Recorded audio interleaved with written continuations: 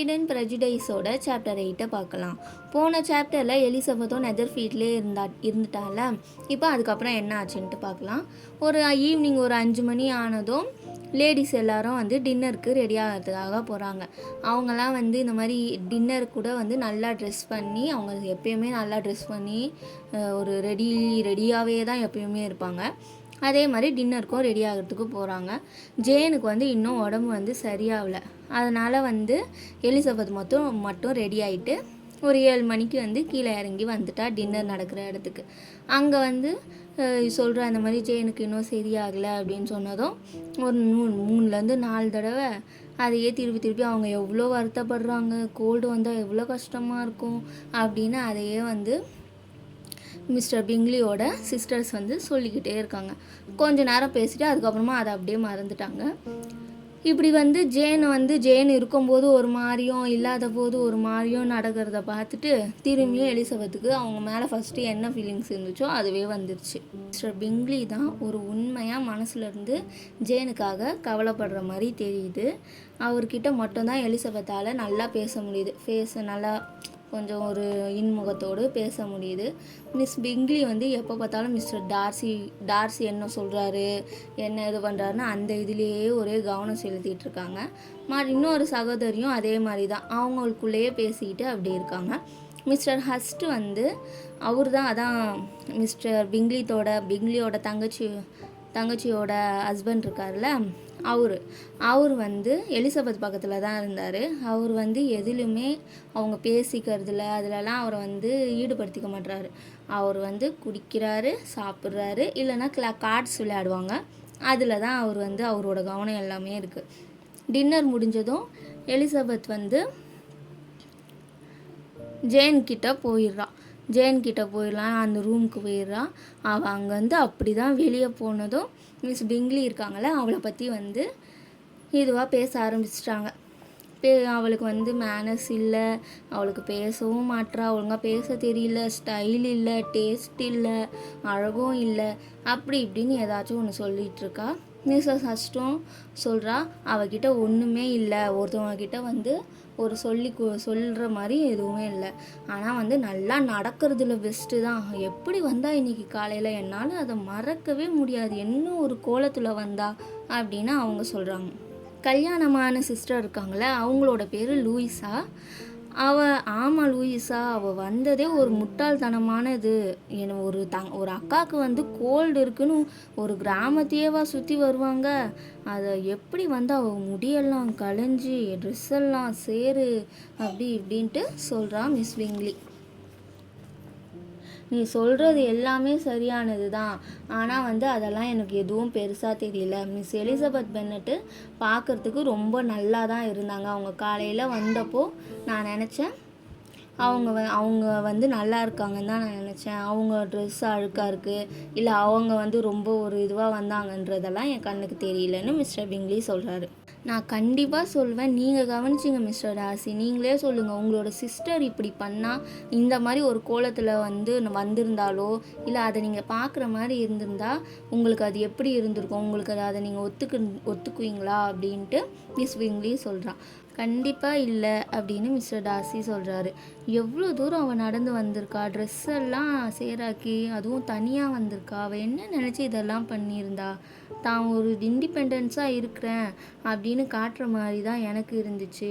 கண்ணியத்தில் டவுனுக்கும் கிராமத்துக்கும் இருக்க வித்தியாசமே இதுதான் அப்படின்னு டார்சி சொல்கிறாரு. இதுதான் வந்து அக்கா மேலே இருக்கிற அன்பை வெளிக்காட்டுதுன்னு மிஸ்டர் பிங்லி சொல்கிறாரு. அப்போது மிஸ் பிங்லி சொல்கிறா, எனக்கு கவலையாக இருக்குது மிஸ்டர் டார்சி, இந்த விஷயம் கண்டிப்பாக உங்களுக்கு அவள் மேலே இருந்த அந்த அட்மிரேஷனை வந்து கொஞ்சம் வந்து கெடுத்துருக்கோம்ல அப்படின்ட்டு அவள் சொல்கிறான். அப்போ மிஸ்டர் டார்சி சொல்கிறாரு, அப்படியெல்லாம் ஒன்றும் இல்லை, இன்னும் கொஞ்சம் அதிகமாக தான் ஆயிருக்கு அப்படின்னு டார்சி சொல்கிறாரு. ஆனால் ஜேன் எனக்கு பிடிச்சிருக்கு, அவள் ஸ்வீட் கேர்ள், என்னோடய மனசுலேருந்து சொல்கிறேன், ஆசைப்படுறேன், அவள் நல்லபடி செட்டில் ஆகணும் கல்யாணம் நடந்து அப்படின்ட்டு சொல்கிறா.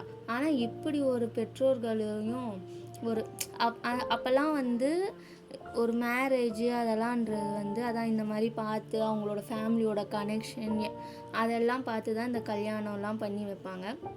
இவங்களுக்கு வந்து ரொம்ப வசதியும் இல்லை, அதே மாதிரி வந்து நல்ல ஒரு பெரிய இடத்துல தெரிஞ்சவங்க அப்படிங்கிற மாதிரியும் எதுவும் இல்லாதனால இவங்கள வந்து கொஞ்சம் கீழ்த்தரமாக தான் பார்க்குறாங்க அந்த சிஸ்டர்ஸ். அப்போ இந்த மாதிரி இருக்கும்போது அவங்களுக்கு வந்து அது வாய்ப்பு இல்லை அப்படின்ட்டு லூயிஸா சொல்கிறான். அப்போ வந்து மிஸ்டர் பிங்லி சொல்கிறாரு, அப்படியெல்லாம் இருக்கிறதுனால அவங்க வந்து எந்த விதத்துலேயும் குறைஞ்சவங்க கிடையாதுன்னு மிஸ்டர் பிங்லி சொல்கிறாரு. அதுக்கு வந்து டார்சி சொல்கிறாரு, ஆமாம், ஆனால் வந்து ஒரு நல்ல குடும்பத்தில் ஒரு பெரிய இடத்துல வந்து கல்யாணம் நடக்கிற வாய்ப்பு வந்து கொஞ்சம் கம்மி தான் அப்படின்னு டார்சி சொல்கிறாரு. இதுக்கு மிஸ்டர் பிங்லி எதுவும் சொல்ல அமைதியாக இருக்கார். இவங்க இப்படியெல்லாம் பேசிவிட்டு அப்புறம் டின்னர் பார்லர்லேருந்து போகும்போது ஜேனோட அறைக்கு போயிட்டு அங்கே கொஞ்சம் நேரம் பேசிட்டு தான் அந்த சிஸ்டர்ஸ் போகிறாங்க. ஜேன் இன்னும் சரியாகலை, அவள் இன்னும் கொஞ்சம் உடம்பு முடியாமல் தான் இருக்கா. அதனால் எலிசபெத் வந்து அவள் கூடவே இருக்கணும்னு நினைக்கிறாள்.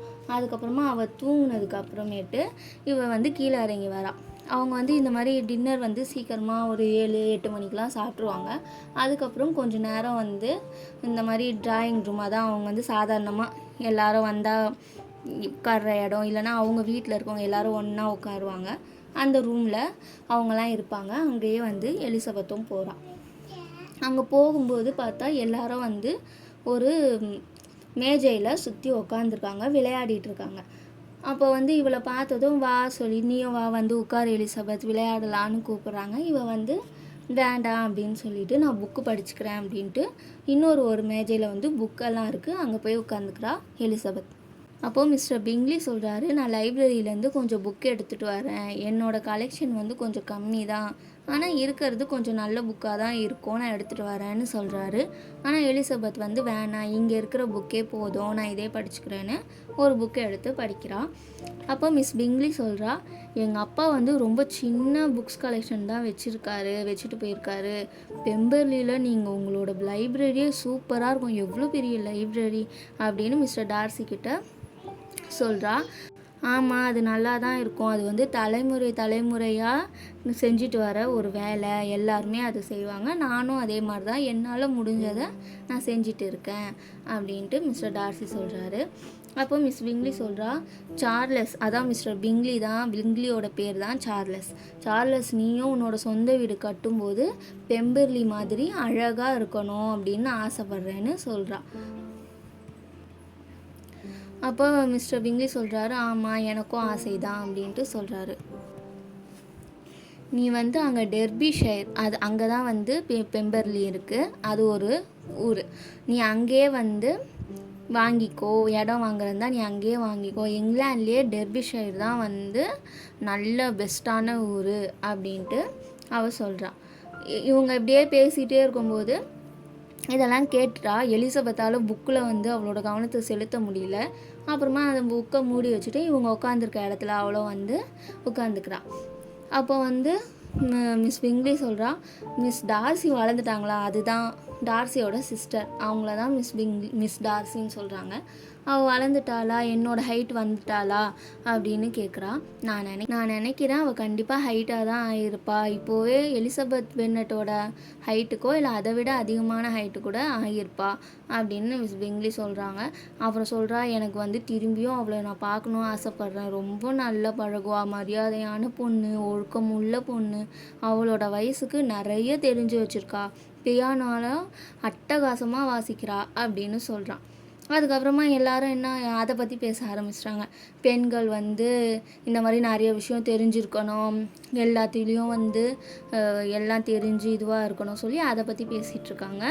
அப்போ வந்து மிஸ்டர் டார்சி சொல்கிறாரு, நான் இதுவரை ஒரு நல்ல அக்கம்ப்ளிஷ்டாக தான் எல்லாமே தெரிஞ்சு பர்ஃபெக்டான ஒரு பெண்ணுனா ஒரு 6 பேரை தான் பார்த்துருக்கேன்னு மிஸ்டர் டார்சி சொல்கிறாரு.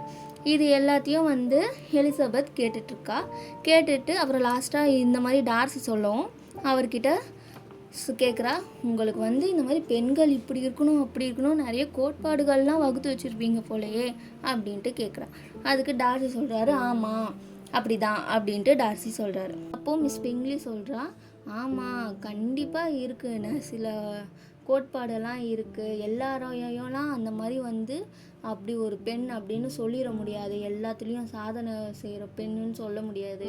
ஒரு பெண் இசை பாடுவது, வரைவது, நடனம் ஆடுவது, பல மொழிகளை தெரிஞ்சுக்கிறது, இதெல்லாம் இருக்கணும். அதையும் தாண்டி அவளோட நன்னடத்தை, அதான் மேனஸ் எல்லாம் வந்து அவள் பேசுகிறதுலையும் நடப்பதுலையும் அவள் மற்றவங்க கிட்ட பேசும்போது அவளோட முக பாவனைகளிலையும் தெரியும் அப்படின்னு மிஸ் பிங்லி சொல்கிறாங்க. இதெல்லாம் இருந்தால் கூட அவள் வந்து தன்னை மேலும் மேலும் வந்து இன்னும் மேம்படுத்திக்கணும். அது எல்லாம் வந்து அவளோட எண்ணங்களை வந்து மேம்படுறதுக்கு புக்ஸ் படிக்கணும் அப்படின்னு மிஸ்டர் டார்சி சொல்கிறாரு. அப்போது எலிசபெத் சொல்கிறா, நீங்கள் வந்து இந்த மாதிரி 6 பெண்கள் தான் பார்த்தீங்கன்னு சொன்னீங்க, அதில் வந்து எந்த ஆச்சரியமும் இல்லை இதெல்லாம் கேட்கும்போது. ஆனால் எனக்கு என்னமோ உங்களுக்கு ஒருத்தர் கூட அந்த மாதிரி தெரிஞ்சிருக்காதுன்ட்டு நான் நினைக்கிறேன் அப்படின்னு எலிசபெத் சொல்கிறா. அப்போ வந்து மிஸ்டர் டார்சி சொல்கிறாரு, நீ என்ன உன்னோட இனத்தையே வந்து கொஞ்சம் டவுட்டாக பண்ணுறியா, பார்க்குறியா? ஏன் பெண்களால் இது எல்லாமே தெரிஞ்சு அக்கம்ப்ளிஷ்டாக இருக்க முடியாதா அப்படின்ட்டு மிஸ்டர் டார்சி சொல்கிறாரு. எலிசபெத் சொல்கிறா, நான் அப்படி ஒரு பெண்ணை பார்த்ததே இல்லை, நீங்கள் சொன்ன எல்லாமே ஒரே பெண்ணுக்கிட்ட இருக்கிறது ரொம்ப ஒரு கஷ்டம், நான் அந்த மாதிரி ஒரு பொண்ணை பார்த்ததில்லை அப்படின்னு எலிசபெத் சொல்கிறா. அப்போது உடனே மிஸ்ஸஸ் ஹஸ்ட்டுக்கும் மிஸ் பிங்லிக்கும் கொஞ்சம் வந்து கோவம் வர மாதிரி ஆயிடுச்சு. ஏன்னா வந்து அவள் யாரையுமே பார்த்ததில்லைன்னா அப்போ இவங்களையும் குறிப்பிட்டு தான் சொல்கிறாளா அப்படின்ட்டு அவங்களுக்கு இருக்குது. உடனே அவங்க 2 பேரும் இவங்கன்னு அவங்களுக்கு தெரிஞ்ச சில பேரெல்லாம் சொல்லி இப்படி இருக்காங்க, எல்லாமே அவங்க வந்து பர்ஃபெக்டாக இருப்பாங்க அப்படி இப்படின்னு பேச ஆரம்பிக்கிறாங்க. அப்புறம் எல்லாரும் வந்து கொஞ்ச நேரம் பேசிட்டு அந்த டாப்பிக்கே வந்து கொஞ்சம் அப்படியே முடிகிற டைமில் எலிசபெத் வந்து அங்கேருந்து போயிடுறான். அப்போ அவள் அந்த சைடு போனதும் மிஸ் பிங்லி சொல்கிறா, இந்த எலிசபெத் பென்னட் வந்து இந்த ஆண்கள்கிட்ட வந்து தன்னை வந்து தனித்துவமாக காட்டிக்கிறதுக்காக அவளோட இனமான மற்ற பெண்களோட தரத்தெல்லாம் கீழாக்குற பெண்களில் ஒருத்தி தான் அவள் அப்படின்ட்டு மிஸ் பிங்லி சொல்கிறா. நான் அடித்து சொல்கிறேன், சில ஆண்களிடம் அது ஓகே கூட ஒர்க் அவுட் கூட ஆயிரும் அப்படின்ட்டு அவள் சொல்கிறா. அப்போது மிஸ்டர் டார்சி சொல்கிறாரு, சந்தேகமே இல்லை, கரெக்டு தான். சில பெண்கள் வந்து இன்னொரு ஆணை வந்து தன் வசப்படுத்திக்கிறதுக்காகவும் அவங்கள கவர்றதுக்காகவும் இந்த மாதிரியான செயலெல்லாம் செய்வாங்க. இந்த மாதிரி தந்திரம் பண்ணி சில விஷயம்லாம் செய்கிறது எதுவாக இருந்தாலும் அது வந்து வெறுக்கிறதுக்கான விஷயந்தான், எனக்கு அதெல்லாம் பிடிக்காது அப்படின்னு மிஸ்டர் டார்சி சொல்கிறாரு. இவர் வந்து மிஸ் பிங்லியை தான் மனசில் வச்சுக்கிட்டு சொல்கிறாரு. அவள் வந்து எப்பயும் அந்த மாதிரி தான் அவர்கிட்ட பண்ணுவாள், அதை வந்து அவர் நேரடியாக சொல்லலை, ஆனால் அவளை மனசில் நினச்சிட்டு தான் இதை சொல்கிறாரு. இதுக்கப்புறம் ஜேனுக்கு வந்து ரொம்ப உடம்பு சரியில்லாமல் போகுது. எலிசபெத் வந்து சொல்கிறா. அதுக்கப்புறமா மிஸ்டர் பிங்லி வந்து டவுன்லேருந்து டாக்டரை வரவழைக்கலாம் அப்படின்னு முடிவு பண்ணுறாரு. இதோட இந்த சாப்டர் முடியுது. பாய். இதுக்கப்புறம் நான் போடுற வீடியோஸ் எல்லாமே உங்களுக்கு தொடர்ந்து உடனே கிடைக்கணுன்னா என்னோட கதைகள் தமிழ் சேனலை சப்ஸ்கிரைப் பண்ணிக்கோங்க ஃப்ரெண்ட்ஸ். பாய். தேங்க்யூ.